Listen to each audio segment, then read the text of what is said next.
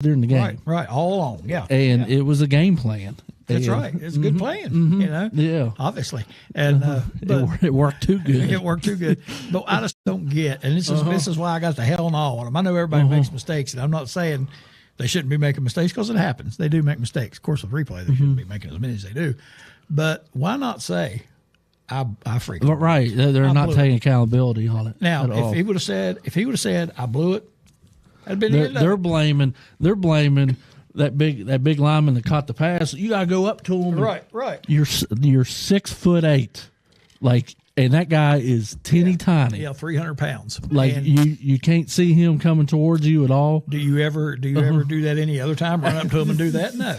You just go out there and do it. Tell them we're eligible. They announce it. Yeah. And of course they say nobody can hear the announcement. So yeah, just admit you screwed up. How hard would that be? I think everybody would be okay with that. To say, you know what, he did.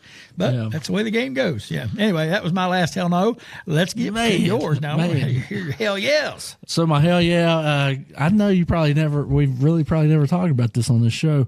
Sidney Crosby became the 22nd player ever in NHL history to have 20 goals in 16 seasons. Wow. And then I think tonight he already got a point tonight. I don't think it was a goal. I think it was an assist. So he's 12th all time in NHL history. I don't know much about hockey, but I know he's phenomenal. That's just longevity. Yep, Did you see? They showed him on TV night before last, I think, and the visiting crowd was yelling his name that he was better than the guy on the other team. That says something about him right there. Yeah, he's good. That's pretty amazing. 20. Now I know you've been to the Wheeling games. Have you ever been to like a pro? I've never been to a pro game. No. They say it's.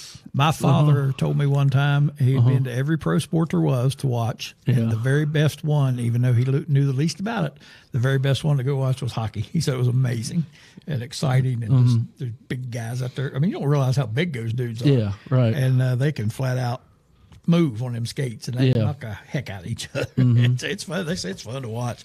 Had a college roommate. Of course, he's from Vermont. He loves hockey. He's a hockey man all the way. It's his sport. And he's probably watching tonight. Big John Bodie. My roommate. He's a hockey man. All right. Hell y'all. All right. This is my second one. This is going to my team in pro football. Ryan Poles probably pulled off one of the most landslided trades last year. He got DJ Moore in the trade just by moving back, having the number one pick, because now we got the number one pick. Right. And we're starting to win now. We got a chance to finish 8-9, go 6-2 in the last 8 games.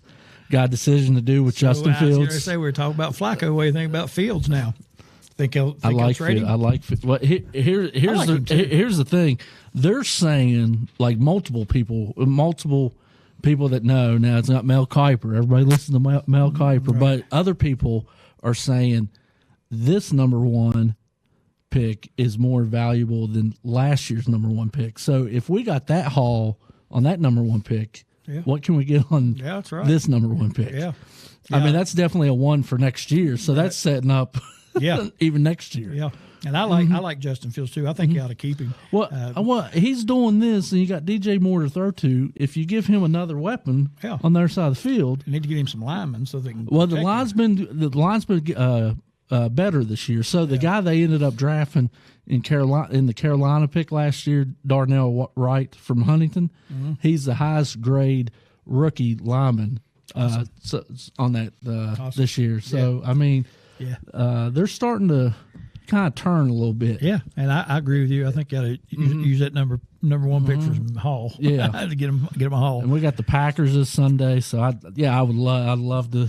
And I probably may not should say this, but I'm not sold on Caleb Williams. I'm just not. Yeah, I mean, and maybe that's why it's more valuable, because you got him, Drake May, Jaden Daniels. Yeah.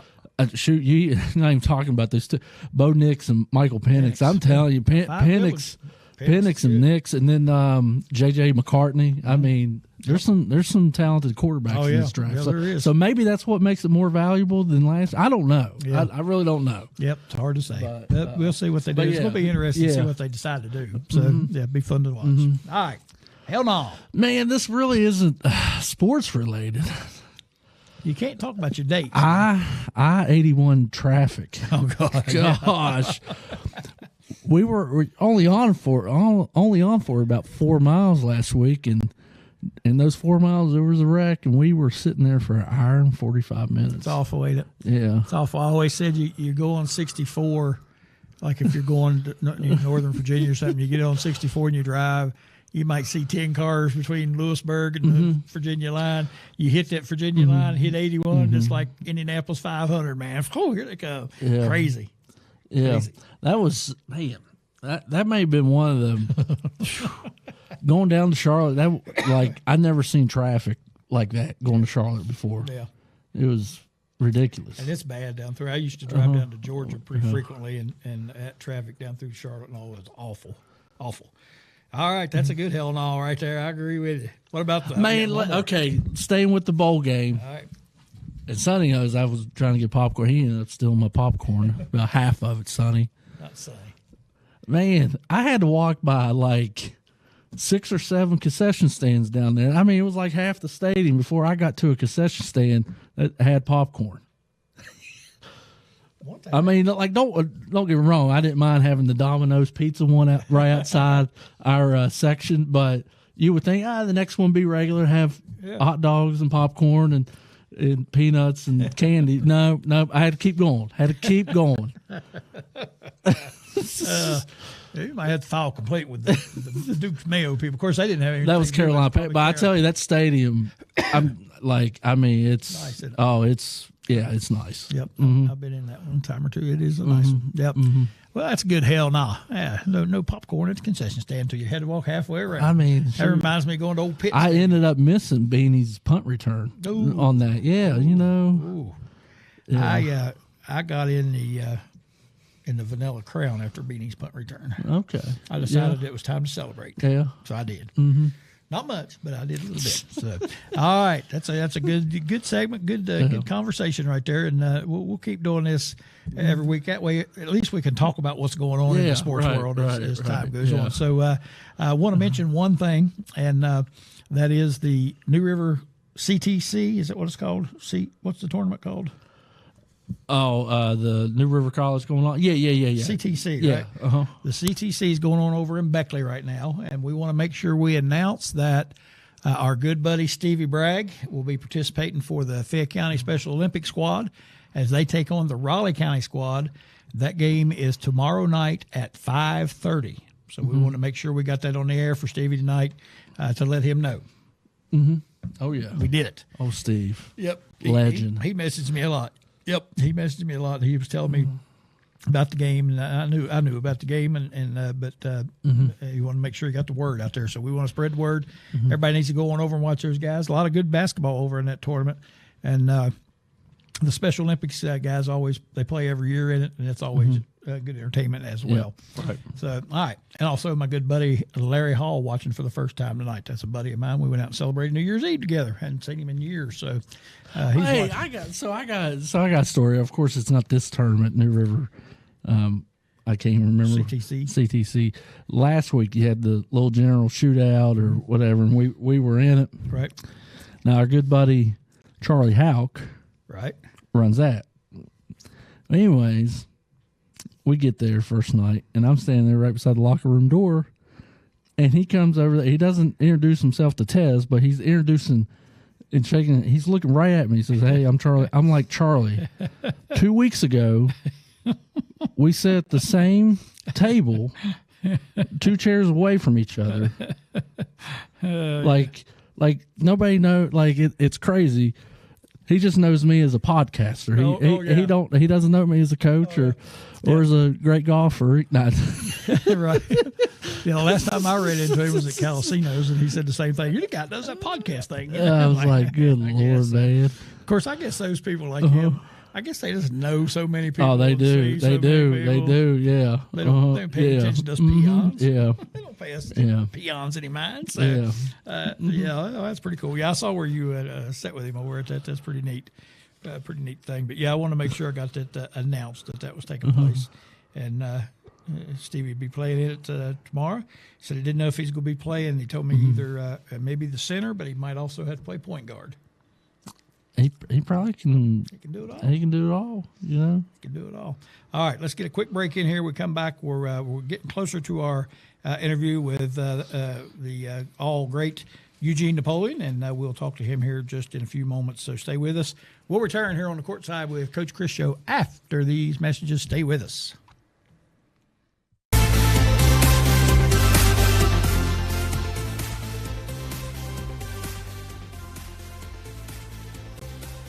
Retro Reset Wrestling is coming to you every Thursday at 9 p.m. on the New River Network. See hard-hitting wrestling action from today's rising stars in independent wrestling. If you are a wrestling fan of any generation, let us introduce you to the hottest wrestling promotion in West Virginia. You can also join a live show at the Crossroads Mall. Retro Reset Wrestling is coming to you every Thursday at 9 p.m. on the New River Network.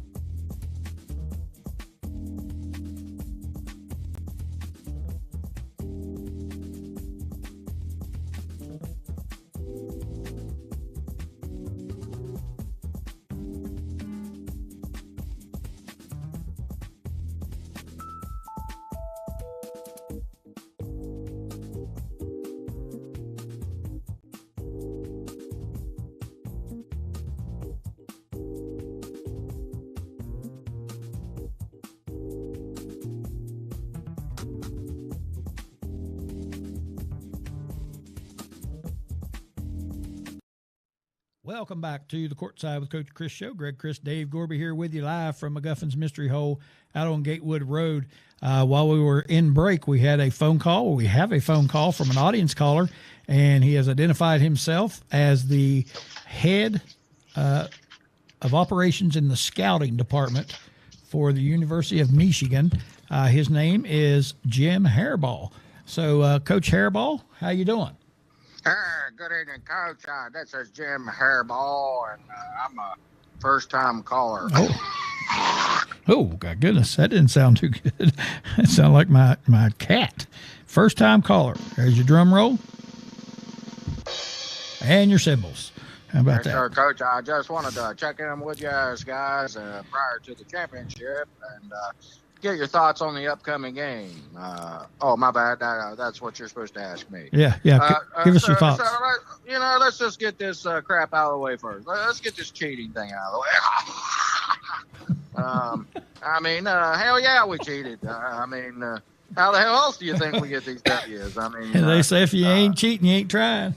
That's exactly right, Coach. And you know what?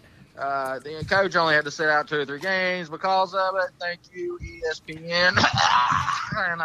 And he still got to go watch Netflix and chill with his hot wife.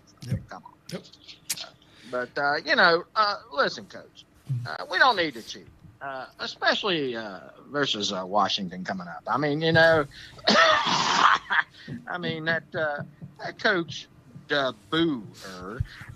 He's like, hell, anyone stupid enough to pitch the ball wide twice and throw an incompletion on the 10-yard line with under a minute left in the half, and leave Texas with an extra timeout. Hell, they couldn't be that hard to beat. Hell, even Mr. Gorby has more damn sense than that. We saw that week in and week out on a Friday night. That's right. Over there at Red Devil Stadium. That's right. Gorbs did it up on that offensive play sheet. And, yeah, he needs to be in charge of some of these guys' play calling at the end of these games. It's atrocious. I spoke out about that last night and how that Washington coach made some horrendous decisions down the stretch. And I'm like, what are you doing, dude? And, that wouldn't happen with Dave Gorby at the Reigns. That's for sure. Go ahead. I'm sorry. That's right. Well, I mean, his name is DeBoer, and I mean, so but and Alabama cheat. Well, sure as hell did. I mean, we knew exactly what they were going to run in the first half because my trusty water boy stood over there on their sideline with a backward hat on and a fake porn stash. And, he told us what they were going to do. That's why they couldn't move the ball. And then all of a sudden, he disappeared. And we didn't get him back till that final drive of the second half. And, in that last play, we knew what they were doing. But I think what happened, Coach, he got hooked up with Big Al, the mascot. And they got hooked up. I mean, Big Al identified him. I mean, let's face it, Coach, Nicky Saban, he has these damn glasses inside of Big Al's big fat elephant head, and he looks like Lee Corso on steroids, and he uses these telescopic lenses in those dumb looking elephant's eyes to zoom in on our signals. He cheats too. I mean, how do you think he got so? He got so good, and but anyway, my water boy got hooked up with Big Al. They went out for peanuts and dinner rolls, which is an impressive sight, I must say. And so he didn't make it back to the second half, and I think that was kind of their ploy. They kind of picked up my water boy, maybe over there, kind of hanging out for the wrong reasons, and Big Al distracted him with his dinner tricks. And but you know what Big Al keeps in his trunk, Greg? I don't. Oh, you don't? I thought you knew that old joke. Let's see, Sabu. The elephant. Big Al's an elephant. You know what he keeps in his trunk? Peanuts. No, a line of cocaine that only me and Coach Harbaugh can afford. Anyway, now the rumors. Let's just go on there. You get the rumors about the NFL. And do you know what the NFL stands for, Coach? No, I don't. National Football League. NFL, not for long.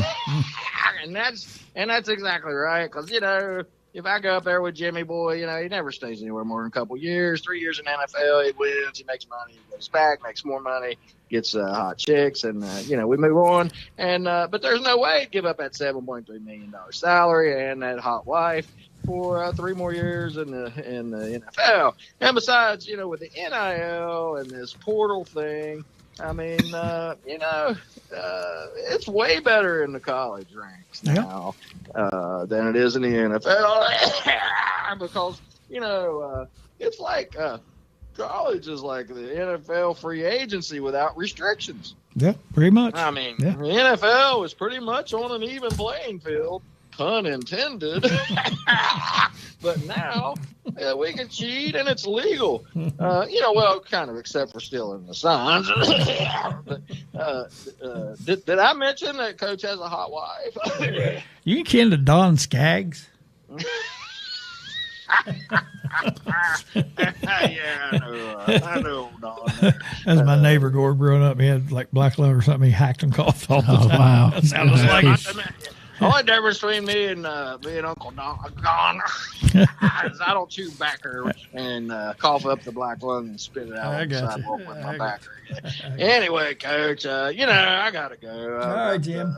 I got game film to watch at Washington sideline, and Posey and I, we're going to head down to the Hong Kong market to get some of those King Kong Ding Dong ping pong balls and some free chopsticks because I'm going to mention old Muggy McCloud. Absolutely. Yeah, mention Muggy, you get the freebies. Yes, sir, Coach. All right, you boys take it greasy, and we'll see you next Monday night there at the NRG Stadium, and I'll be the guy up in the sideline stands with a set of binoculars and a walkie-talkie. All right, we'll be looking for you, Coach Hairball. Get you some turpentine, work on that cough a little bit, and that hair ball stuck in your throat. Porcupine, maybe that would help. Some porcupine might help clear out the old throat. Okay, tell Mr. Gorby I said hello. We will. All right, we'll tell him. I think I've been hanging around, Coach Gorby. I got hairball. All right, Coach. We'll see you guys. All right, Coach. Take care of yourself. Be fair out there. Oh yeah, right. No way. All right, bye. Coach Jim Hairball, man, he's throwing out some accusations. So yeah, on the funny side, So I know they did it for our bowl game, and they did it for several bowl games. Do you think this whole thing finally got smart with the college football? Say, hey, won't we put mics inside the helmets? Yeah. I mean, it like the NCAA reminds me of West Virginia. We always do everything 10 years too late. Like, I've always said that. Like it's just funny. Like they act like schools don't have the money for to do that and all that. And no, it's it's $1 billion, $1 million industry. Yeah. And now they did it a little bit different. I think the coaches were able to talk up to the players all the way to the play. Now I don't know if I want to be screaming my kid right to the exact till one set. No, NFL I think it cuts off with like 15 seconds left or something like that. Yep. So hopefully that will continue. Hopefully they get good feedback on that. Obviously they'll tweak it probably a little bit, but if they got it, and eliminates a big problem. Man, it is fun. It is funny sometimes where I go to these ball games, and I don't know if you really see it too much on television, but like you'll see they got 3-4 GAs over there doing signals and signs and about two of them are dummy ones, and I mean it's just crazy what it's become. It is, and like you said, the simple fix. Mm-hmm. Put something in the helmet so they can hear the coach. Yeah, that simple. All right, let's get a quick break in here. We're running just a little behind. Get us a quick break, and we'll be calling up Mr. Eugene Napoleon. We're looking forward to that. We hope you are too. So stay with us here on the Courtside with Coach Crist show. We shall return after these messages. Stay with us. Yeah, what a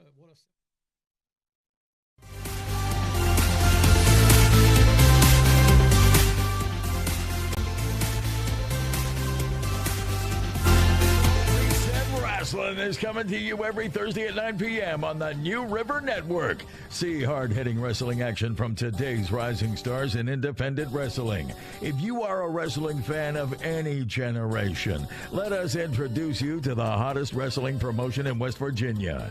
You can also join a live show at the Crossroads Mall. Retro Reset Wrestling is coming to you every Thursday at 9 p.m. on the New River Network.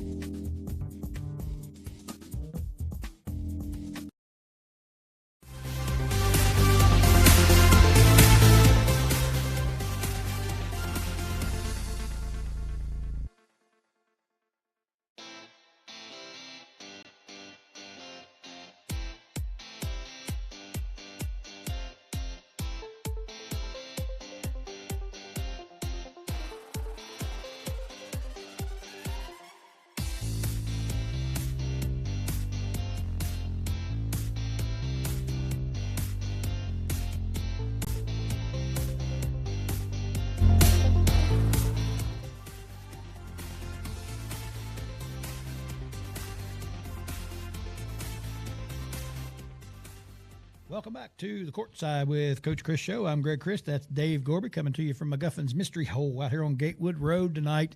And we are tickled to death to have our guest on tonight. Dave, I know, I was a young guy watching him play. He and I are pretty close to the same age. He might be a little, I was going to say older than me, but he's probably a little younger than I am. But loved watching this guy play. Fantastic football player, one of the all-time greats at WVU, running back. And I told you in the break or a little bit ago that He does a number of other things. He has all kinds of stuff going on, and it's all kinds of good stuff going on. So I'm not going to spend all the time. I want him to be talking instead of me. His resume speaks for itself. You can look at his playing career, then look at the things that he's done since his playing career ended. Wow, what a life this guy has led, and he's so much fun to talk to and so much fun to listen to. One of the things he does is motivational speaking. Yeah, right. I'm sure you watch on YouTube. Well, I remember him being on the show before. Right. Yeah, so. And he does the show on YouTube and just gives little talks in there. So good. So good. Yeah. Anyway, we are happy and excited to welcome our guest tonight, Mr. Eugene Napoleon. Mr. Napoleon, we appreciate you being with us so much. Coach, I appreciate you, man. Thank you for having me on. Oh, anytime. It's our pleasure to have you on here. Like I said, I remember watching you back in the day, and I loved watching you play football. You guys were awesome back then. A lot of people, when they think of the special time in West Virginia football history, 1988 obviously jumps right out at you, and you was right in the middle of that, and that's an awesome thing.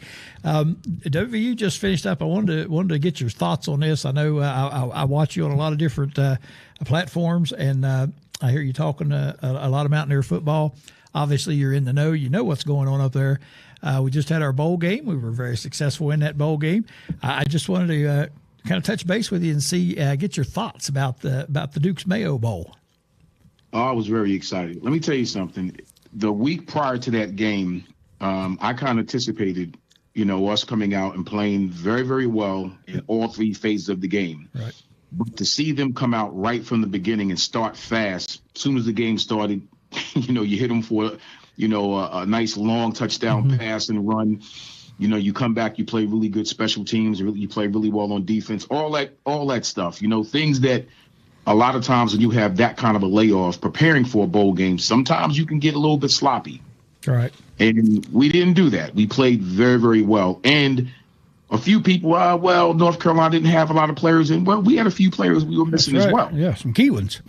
Some key ones. So at the end of the day, listen, you play who's on the field. Right. So for me, I don't get caught up in who wasn't there. I get caught up in who was on the field. Right. We really showed out. And I don't know what you think about this. I told Dave earlier in the show, and I talked about this last night on our show up in Morgantown.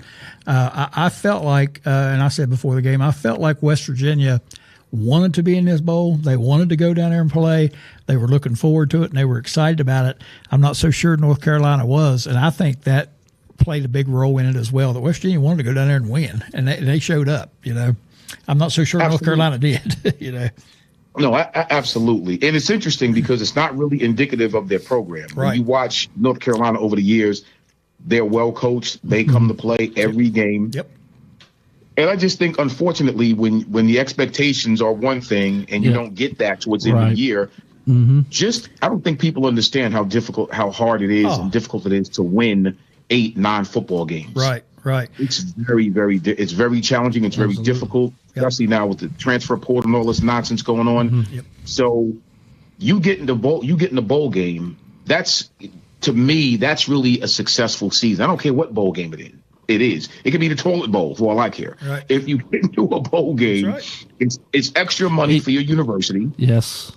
And it's extra exposure for your university and for the players. So it all counts to me. It also puts you in a good mood going into winter workouts and spring ball and all that. Yeah, positive. Like just a lot of good positives to it. Yep. Absolutely. And you get the extra practice. That's important too, I think, for these young guys. I was just ready to say, you get a chance to play a lot of those young guys in these bowl games, as we did. And I mean, what a boost for them going into the spring. Oh, fantastic. And I know, I don't know that this was going on before, but now people, and like I said, I'm up in Morgantown, so I talk to a lot of folks and out and about and see people.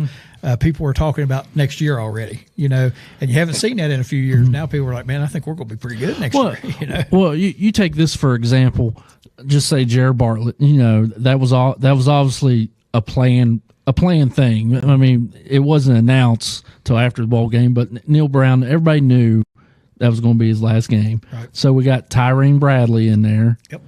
And I think he got 30 snaps is what I read. That was almost about half I think there were 70 some offensive snaps for UNC. So that's about almost half.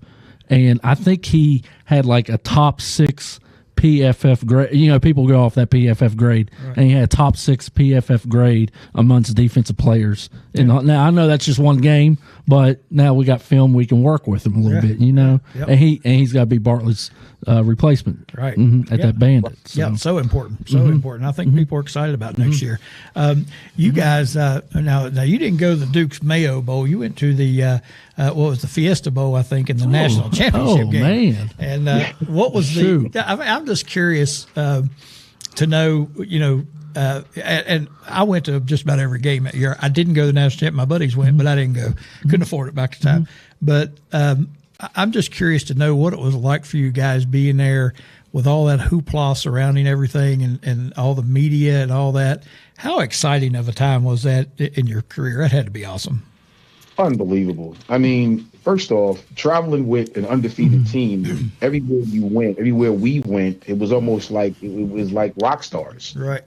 You know what I mean? Yeah. Leading up to that game, but let me go back for a second. Coach Neal and our staff did such an excellent job with making sure that we didn't get too big-headed, we didn't get too ahead of ourselves, we wasn't reading the press clippings and all of that. Right. And I think that's really indicative of a well-managed and well-ran, you know, from top to bottom football team. Right. So, but you can't help but to just feel the tension and just the excitement, all of it all at once leading up to the game. Yeah. I'm going to tell you, coming out of that stadium, coming out of the tunnel, you know, it's almost like you can't feel yourself breathing. It's really a really weird feeling, like you're about to hyperventilate because you're so excited and you're so pumped up to get on the field. And especially for all the marbles, you're talking about the national championship. You're undefeated. Notre Dame was undefeated at the time. You know, a national televised audience. It was unbelievable. But I don't want to sound arrogant when I say this. It was expected. Right. We expected to go undefeated that year because we knew how hard we worked prior to that. We knew the work we put in. We had great senior leadership, a great coaching staff. We really had a really good game plan for every game. So we really did expect to be there at the end of the year. And that's not me being arrogant. That's exactly what we expected. Mm-hmm. Yeah, and I think if I remember correctly, you had, I think, 5 offensive linemen were like fifth-year seniors or seniors that had been there in the program all this time. Of course, a lot different then than what it is now with that. But yeah, you had that offensive line that was just stacked. You had, I mean, skill positions were stacked. You had major quarterback. I still, maybe, I don't know, maybe, and I know there's no way to tell this, but I always thought that we were the better team. I mean, you watch Notre Dame all year long, and you watch us all year long. Major getting hurt, I think, just killed us. Killed us. It changed the whole complexity of the game. Before I go any further, I'll be remiss if I didn't say this. Brian Joseph told me to tell you what's up, Coach. Oh, okay, good deal. Yeah, Brian's our buddy, man. We've met him a couple times. That guy. He's just politician way back on the show. That's what. Him and Del Wolfley, they always had the competition about who was going to be on the show the most. You know, so they're always ribbing each other. And I told this story to Brian whenever I had him on the show. I'll never forget. Like I said, I was up there all the time. I went to all these games, and I went to the away games and everything. And I'll never forget. I was down on the field, running around there doing something with my buddies, and I turned around and ran right into him. And that was the biggest human being I had ever encountered in my life. I looked up at him and was like, "Oh my goodness, that guy's big, man." Yeah, but anyway, he's a good guy. He's a real good guy, and you know what? Shout outs and rest in peace to our man, absolutely, our fallen soldier. Yep. Del Wolfley, man. Absolutely. Absolutely. Yeah, we miss him. We miss him awful bad. We was had him on the show quite a bit, and I was on his show a time or two, and it's just really, I talked to him a lot, probably once a week, once every 2 weeks, and sure do miss him. And it's awful what happens to anybody, but somebody so young, it's just terrible, you know. Absolutely. Absolutely. Part of life, unfortunately. Yeah. You know? Anyway, let's get happy now. Let's get back on the happy stuff. Let's go back to that game. I want to hear, and again, we didn't get your answer on this. Would we have won had Major been healthy? I'm going to tell you right now, and you're going to laugh at this. So I spoke to Tony Rice about 3 years ago. And I said, let me tell you something. You do realize, had Major not gotten hurt, you understand, we would have beat you guys by about 3 touchdowns. So he got kicked out. He laughed. I said, no, you think I'm kidding? If if we played that game 5 times, yep, we win 4 out of 5 times. Yep, I agree. And so I said because nobody had an answer for Major Harris. No.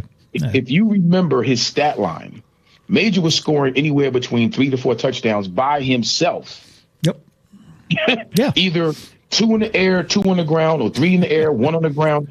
He was good for 21 to 28 points. So if you take that off the field, yeah, there you go. That's a 3-4 touchdown swing. Right.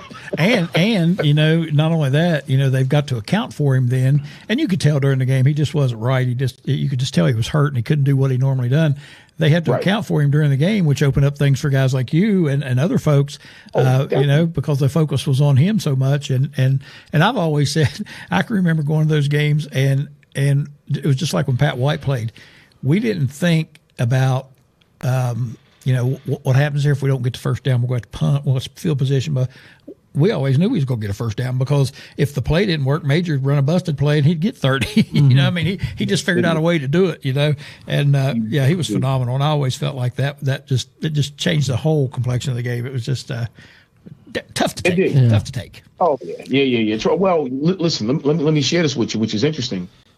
People don't understand, like, even a player of his caliber getting hurt on offense, it affects your special teams. It affects your defense because now if you're 3 and out 3 or 4 times in a row, your defense is playing more snaps. Yep. If you can't move the ball offensively, when you punt, you're flipping the field.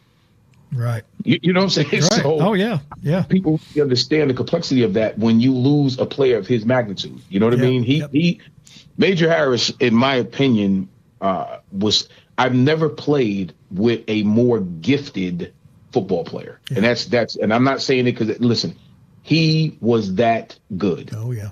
Yes, he was. He was absolutely amazing.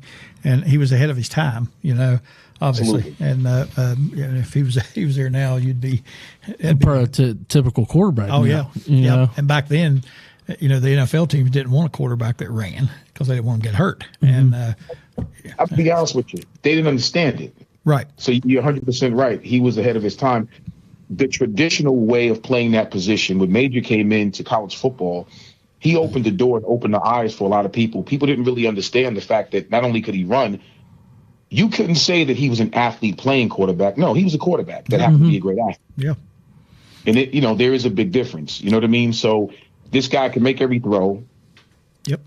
Can throw 80 yards on his freaking knee, 85 to 90 yards on his knee with his right arm, and can throw about 65 to 70 yards with his left arm on his knee. Wow. Yeah, he was something. He got a cannon. Yeah, he had a freaking cannon attached to his shoulder. A lot of people forget that he could throw the ball so had such an arm, because they're so used to seeing him scramble and run and all that. They kind of forget about the passing part of it. And man, he could sling it. I mean, he could sling it. He was good. So, Absolutely. Yeah. Well, listen, I of course I follow all your things and I watch a lot, and I know you got a ton of other stuff that you do and you have going on, and I'm not going to question you about each thing, but what I would like for you to do is just tell us what you do, and include everything. I want to hear it all because it's an amazing career that you have, and I tell you what, one of the things that I've gained out of doing this, and I've been doing this for a while, but getting to interview you guys, and we talk to a lot of former Mountaineers, and one of the things that we're always amazed by is not so much the accolades on the field, which were awesome, but all the things that have been accomplished since you graduated or since you left WVU, and what you've done since then. And we've heard so many great things, and you epitomize that. You fit the bill perfectly, because of so many things that you are involved in. So I'm gonna quit talking again and just let you just tell me what you're doing. And I'd like for you to also include some of the things about your wife as well, because she's phenomenal. Absolutely. As well. First off, thank you so much for even giving me the opportunity to do that. And I thank God. Let me first and foremost, to God be given all the glory.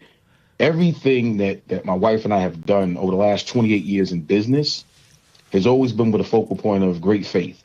So, you kind of go out and you want to be as positive and as productive as you possibly can. So I've always been the type, you put your mind to it and you just do it. So I was blessed to have, I've written 3 books, and all 3 of them are Barnes & Noble's best-selling books. I'm a 3-time best-selling author, which I'm just so humble and blessed for that. From an educational standpoint, so I'm a special education teacher.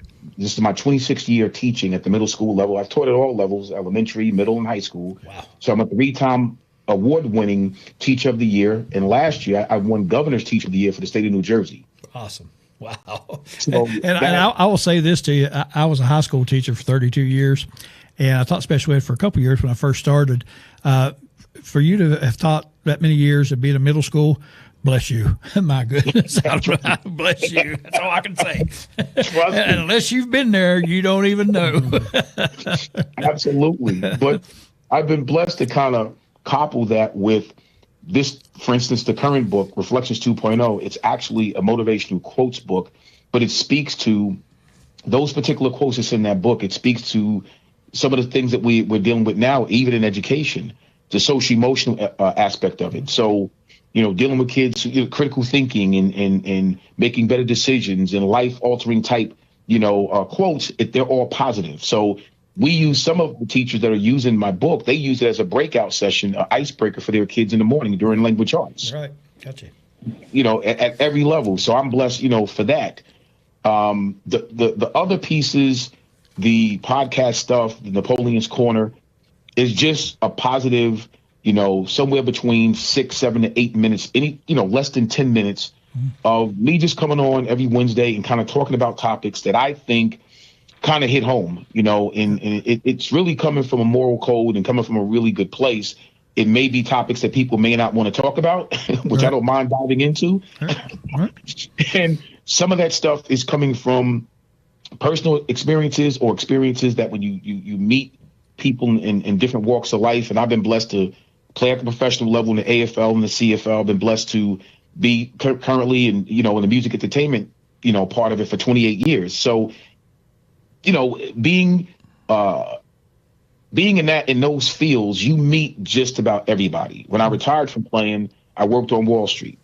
Then I did my sports agency for 10 years. So representing some really, really high profile, athletes. And it gives you a different perspective when you're dealing with people on those different levels and those different professions. You see things a little bit differently. So taking from those experiences, even as an educator now, and dealing with my students and letting them understand, I come from a single parent home in Jersey City, New Jersey. My mom, let me tell you something, was one of the greatest human beings to ever walk this earth. God bless her to the grave she went. Everything I learned about being a young man and being a leader and being positive and being a motivator came from my mom through the grace of God. So I'll tell anybody, when you hear that notion that a woman can't raise a man, I don't believe that. Right. I agree. I don't believe that. I'm the youngest of 7 kids, and my mom unfortunately buried 5 of her 7 kids. Wow, man. Wow. So, for me to grow up and I don't drink, I don't smoke, I've never gotten a heavy party, and to this day, and God willing, I'll be 58 years old, next month. So those are the things with a strong moral code from a strong background of a woman teaching me and molding me and showing me the important things in life. I'm blessed to give that back, to my students and to anybody that I'm around. I mean, that's the blessing. Right. Right. You mentioned your thing you do on YouTube, your broadcast on YouTube, and I want to make sure everybody knows about that. That's on Wednesday nights at 7:00, yes. And 7:00. And like Mr. Napoleon said, it's they're short, 7-8 minutes, 9 minutes, and motivational. And I will tell you what, you watch those, and everyone I've watched just about all of them. They all hit you somewhere. You know what I mean? It's not like you're like, that doesn't pertain to me. Everything he talks about, some way or another, you're like, you know what? I can relate to that. And he's done a ton of them that I've even texted him saying, man, that's what I used to tell my basketball players, or that's what I used to tell my son, that sort of thing. So, yeah, you need to tune in and check that out. Those are awesome. And like I said, they're short and to the point, and they're really, really, really good and worth going and listen to in their archive. So you can go in there and watch them all, which I have done. So I'm sorry to interrupt, but go ahead. No. I was going to say, I can't. If I'm Batman, then my wife got to be Robin. So, they say behind every great man there's a woman. I don't like that notion. So I'll say behind, standing side by side with every great man, there's a woman, right? Right. And we've been married 30 years. And her music career, I started in the music business for her. So I started my company 28 years ago for my wife. And what a great ride this has been currently still is. From a music standpoint, she's a 2-time Grammy considered recording artist with 4, platinum awards and a gold selling, album with 19 number 1 hit. Wow. Good Lord. Wow. Man. Well, and I'll tell you, I'll interrupt here again. I've listened to most of them because I go in there and listen to them. And she's a beautiful woman, and she is a fantastic singer. And man alive, she's just so talented. And people need to go check it out. I mean, and to go listen to it. She's really good, really, really good. And I had to say her name, Nya. It's actually Naya. So it's N-Y apostrophe. I think I got it right the first time, last time you were on the show, but I messed it up this time. That's okay. But yeah, she's phenomenal. Yeah, and her real name is Tracy. Okay. All right, Tracy. That's a little easier. Yeah. Let me say, she'll be the first, and I have to make sure that everybody understands this. You can't do this alone. So our team around us are tremendous people, our producers. So Kenny Black, the Music Machine, is one of our producers. My cousin, I don't know. PM Dawn is one of the legendary groups in the history of the music entertainment industry. Mm-hmm. So my cousin Jared Cortez, a.k.a., he does her music now. But for the life of me, when people really don't kind of understand that, like we don't really, he's so low key. So we call him Eternal, and that's his production, because he's a tremendous producer. Right. He's produced her last, 2 hit records. Uh-huh. But when you look at their catalog, PM Dawn's catalog, you couldn't even measure. Like I said, one of the best groups to ever do it in this industry. And to have him at the helm at her production, she does all her writing. She writes all her own songs. But the music, these 2 producers are top notch in this business. And again, we've been fortunate and we've been blessed. That team, works very, very well together. So I'll be remiss if I didn't mention that, because we don't do this alone. Right. Yeah, she writes, but she's not a producer. Right. Yeah.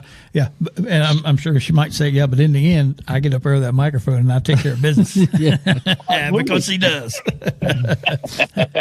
But I'm sitting here, while you're talking about these things, listening, and I'm just thinking, man alive. I mean, award-winning authors, music artists, entertainment, professional football, all these things. I'm a school teacher. We have one more. I'll be remiss without saying this. I'm sure you know our son Brandon. I was just about to say that, because didn't he get on like a 30? He's under 30, a top 30 under 30 list or something like that for coaching.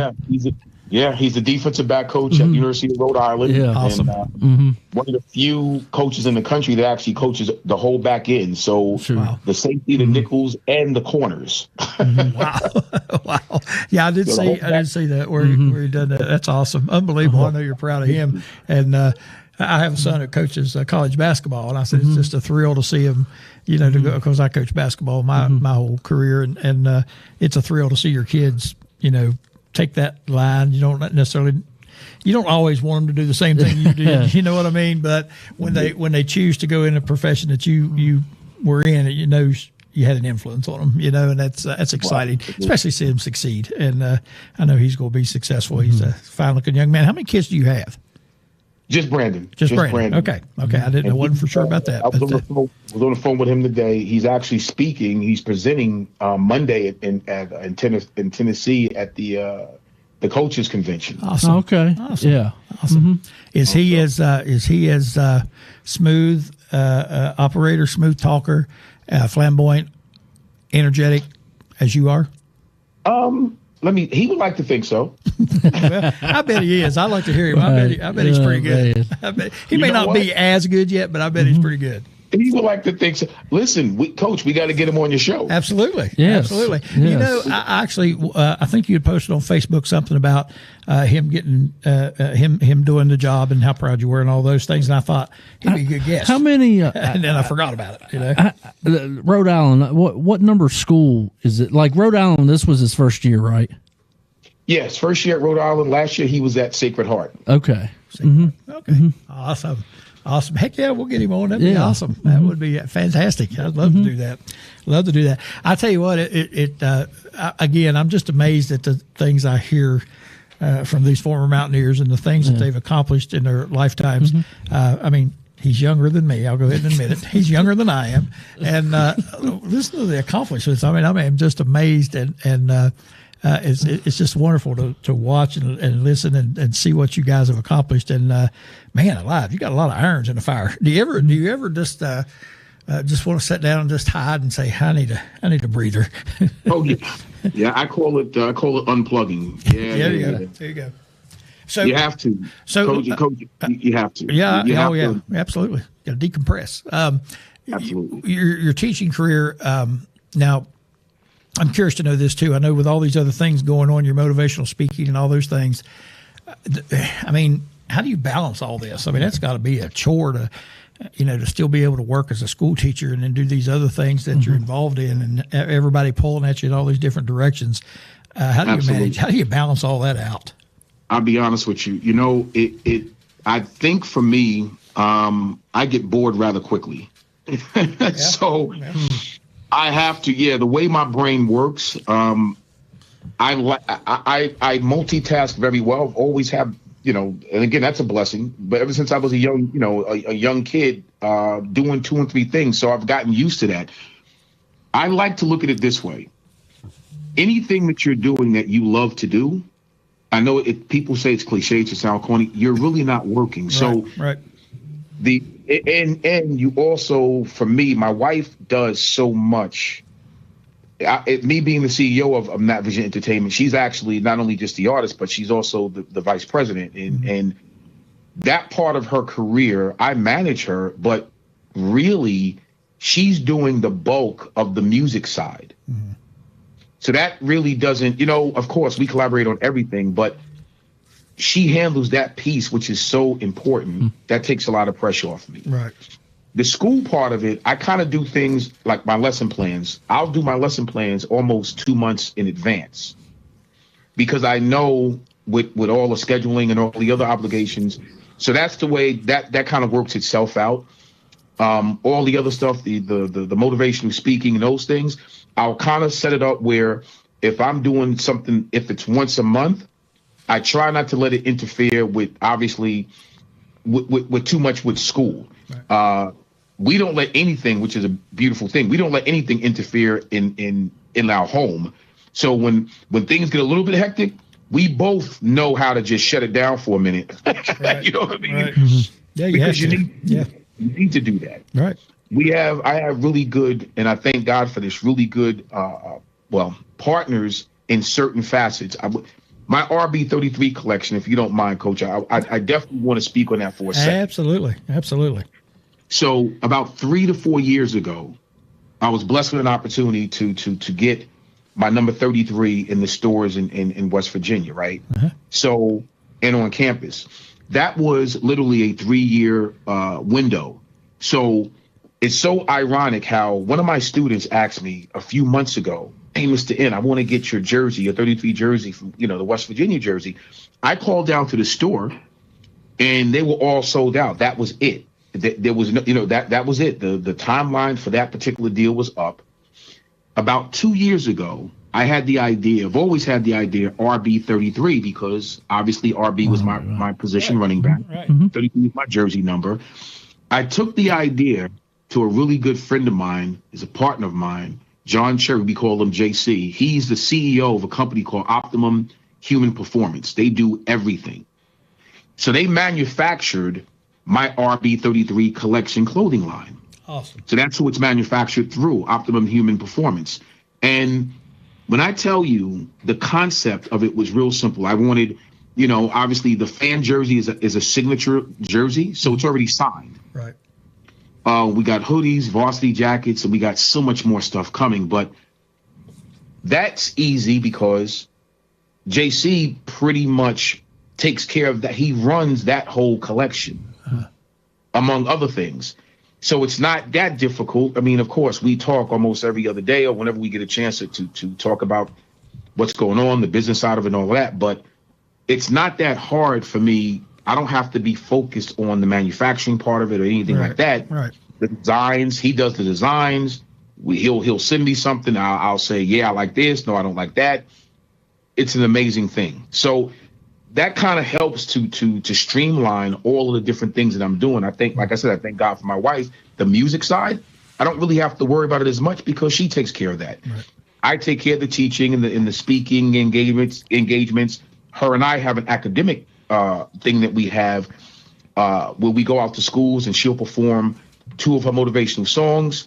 She'll then do a Q&A with the kids. I'll do my little speaking piece. So that's something that we do collectively, which is fun. It's not really work. Right. You know what I mean? Right. It's just a whole bunch of fun. So that's pretty much how we kind of split it up. When we come home, we're home. You know what I mean? Awesome. You try to do that much when we're home because we do so much outside of that. Right. Well, and that's probably why you're married still, after all these years. It probably plays a role in it. You gotta take care of home. That's for sure. That's awesome, Absolutely. Man. I mean, that's just amazing to hear those things and how you do that. It's pretty phenomenal. And I know, when you teaching school was not easy. I mean, like I said, I did it for 32 years, and it's tiring, it's exhausting at times, it's frustrating at times, it's wonderful at times. I mean, it's so many different range of things.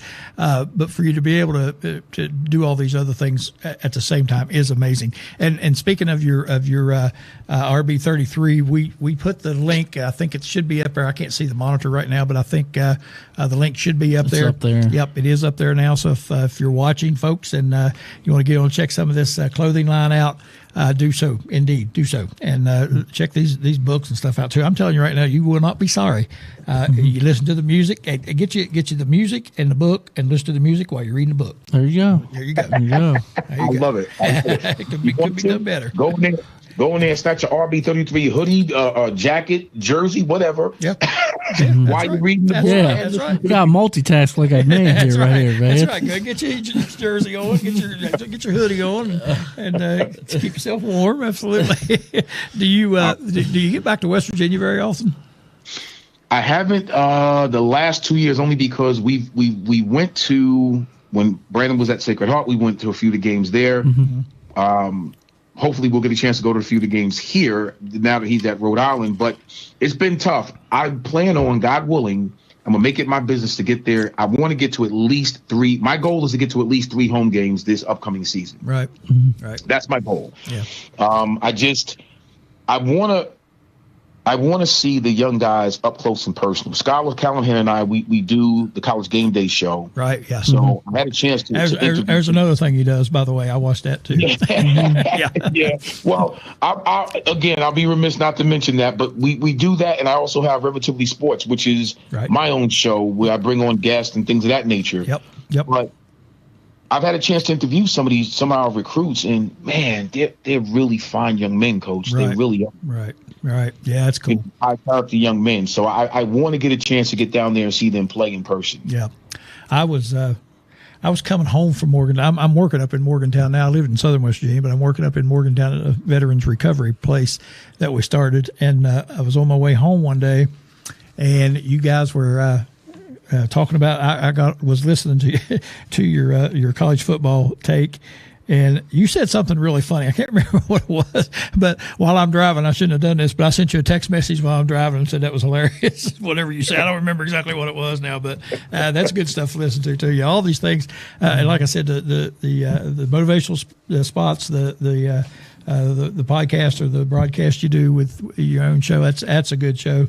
It's all fun to watch, and I really enjoy it. And I try to watch immediately. Sometimes I have to wait a few days and get around to it, but it's always good stuff, and always entertaining and informative. I'll say that. And I'll tell you what, man, you're fantastic. It's just simply amazing to me what you accomplish and what you have accomplished and what you continue to accomplish every single day is just fantastic. And it's so exciting to watch and to get to know you and get to talk to you. Cool stuff. And can't tell you how much we appreciate you being on. It's just been so much fun to talk to you. And Gorb, I tell you what, I can still see 33 running down that field, man. He can scoot. He can scoot. Mr. Napoleon, I can't tell you again how much we appreciate you being on. It has been fun. I wish we had another hour to do this. It has been a blast. And if you want to go ahead and tell one more time about some of the projects that you're involved in, have at it. Absolutely. I appreciate you. Well, currently my wife has her single out right now. It's called Break Me. Hit number 1 on the charts as well. So we're very happy. Hit number 2 in London in the UK. On top of that, there's another little record that we have that's an up-tempo club record. It's called Give Us Free, so that's out as well. My stuff, the book, which I'm touring and speaking and going to different schools talking about, which is Reflections 2.0. It's a motivational quotes book. And we have the RB33 clothing collection line that's out right now. And let me go ahead and do this before I forget.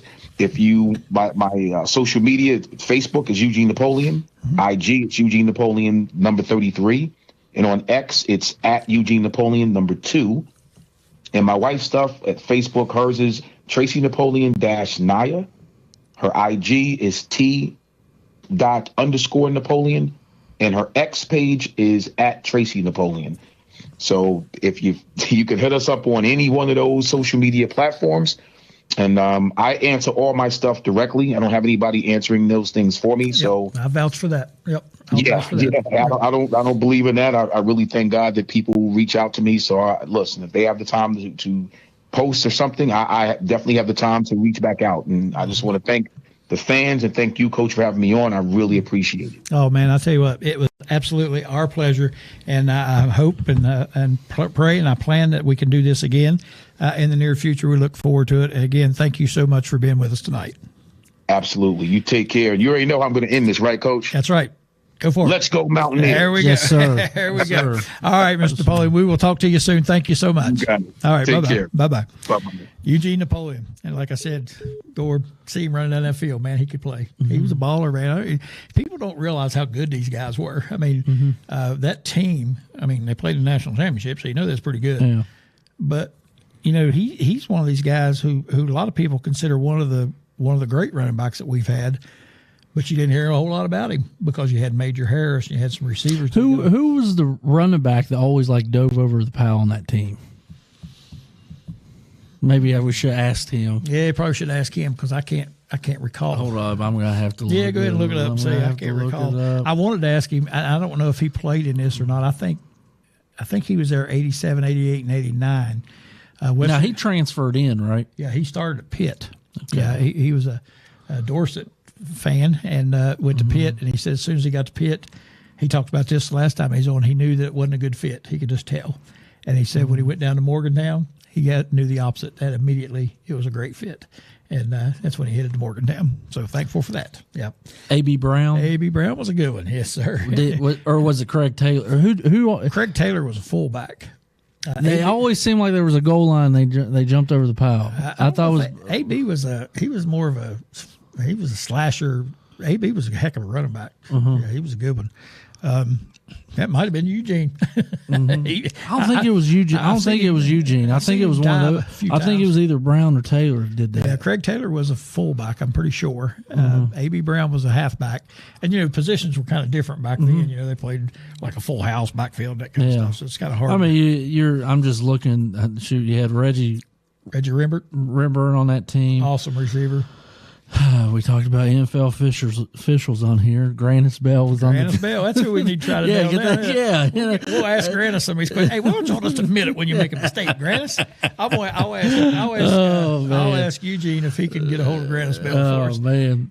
You got Bo Orlando on here. He was a pro. Yep. Mike Fox. Yep. Turnbull. I mean, you got pros on this good team. Pros, too. Not just pros, but good pros. Yeah. Played a few years there in the NFL. Yeah, that was a heck of a team.